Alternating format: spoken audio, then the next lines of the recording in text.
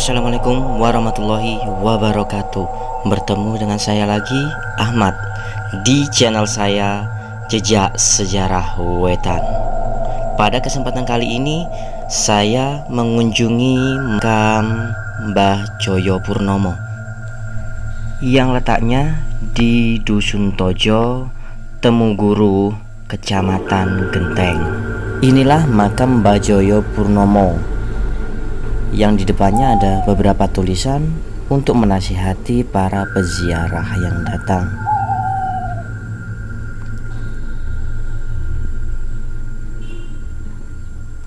Kondisi di dalam makam Mbah Joyo Purnomo sendiri amat bersih dan dirawat oleh penduduk sekitar.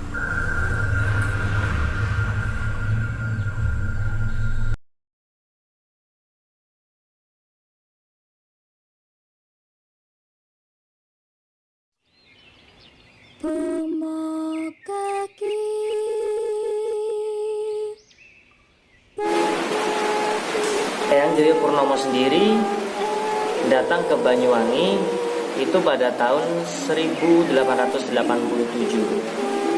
dan beliau wafat pada tahun 1956 setelah bangsa Indonesia merdeka.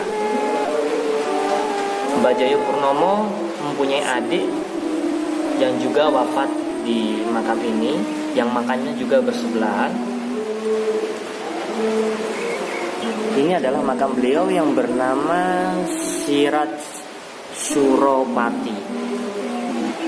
Nama adik beliau Sirat Suropati Joyo Purnomo.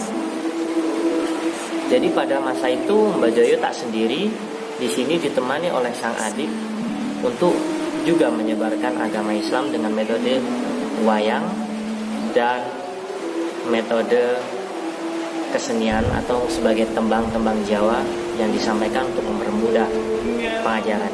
Datang ke Banyuwangi adalah sebagai tugas dari sang guru yang berasal dari Yogyakarta. Sebelum datang ke Banyuwangi, Mbah Joyo mampir di Blitar juga di Malang. Setelah di Blitar dan di Malang, Mbah Joyo melanjutkan perjalanannya ke Banyuwangi. Di Banyuwangi dan khususnya di desa Temuguru ini, di Dusun Tojo, Mbah Joyo adalah sebagai sang guru kebatinan yang berada di daerah ini, yang mempunyai banyak pengikut dari masyarakat sekitar yang memeluk agama Islam. Cara penyampaiannya sendiri, Mbah Joyo Purnomo menggunakan pewayangan dan tembang-tembang Jawa, yang mana tembang itu adalah arti dari beberapa isi di dalam Al-Quran. Karena di zaman dahulu banyak orang nggak tahu tentang bahasa Arab. Jadi Mbah Joyo Purnomo mempunyai inisiatif untuk mempermudah menyebarkan agama Islam. Dia menciptakan atau menulis buku yang berisi bahasa Jawa dan ditembangkan untuk mempermudah masyarakat atau pengikutnya mengerti tentang agama Islam sendiri. Tak luput dari tentang tembang, Mbah Joyo terkenal dengan kebatinan, ilmu kebatinan yang sangat-sangat istimewa. Ilmu kebatinan sendiri, kalau kita tidak bersih dengan pikiran dan hati kita, itu bukan namanya ilmu kebatinan.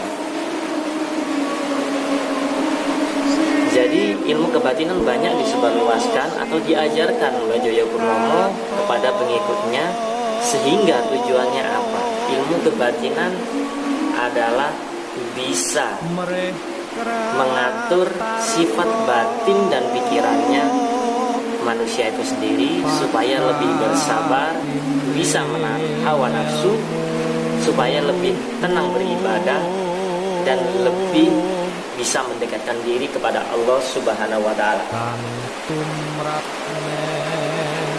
Jadi metodenya adalah wayang dan tembang, dan banyak beberapa buku diciptakan oleh Mbah Joyo Purnomo. Mempunyai buku karangan beliau sendiri yang berjudul Ujian Ayu Mardi Utomo. Yang tak luput adalah itu yang ditunjukkan utama untuk Tuhan Yang Maha Esa atau Allah Subhanahu wa Ta'ala. Yang kedua, beliau menciptakan buku yang berjudul Roro Jinem. Dan yang ketiga ada Krisno Murico.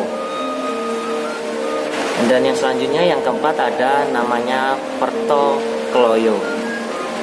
Kalau nggak salah seperti itu menurut informasi yang saya dapat.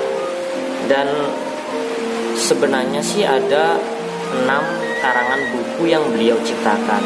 Tapi untuk yang 2 saya nggak mendapatkan infonya, hanya 4 itu.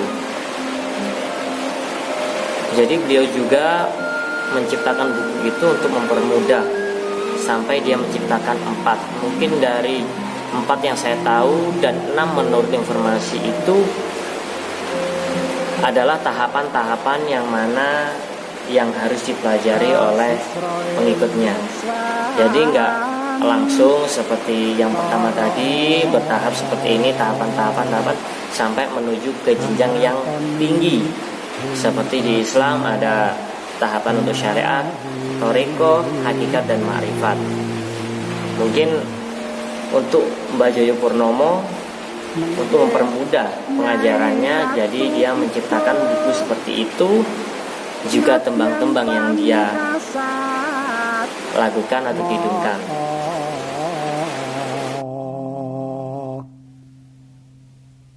Habebola drubeksa miwah lelembut cinaket para narendra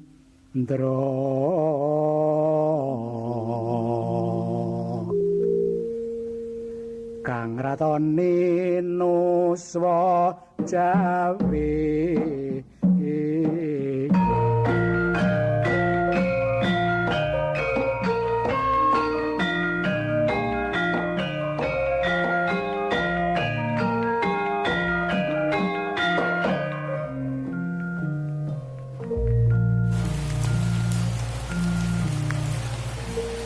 Ini adalah makam sanak keluarga dari Mbah Joyo Purnomo yang berada di sebelah makam beliau.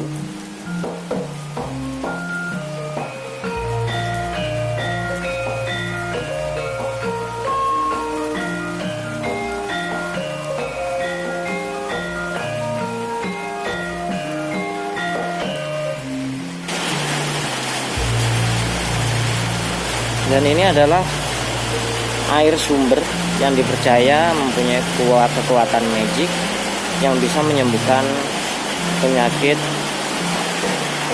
dari gaib seperti teluh, sihir, santet. Tapi untuk kondisinya sendiri tak cukup bersih. Mungkin juga areanya di area persawahan. Dan di sebelahnya juga ada 2 kolam. Yang satu kolam itu ada bundaran di tengah-tengah.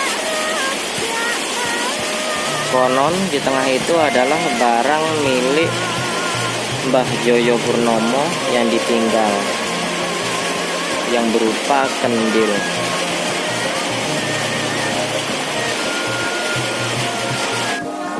Baik, sekian ulasan informasi tentang Mbah Joyo Purnomo yang berada di Desa Pojo, Desa Temuguru, Kecamatan Ketanimi.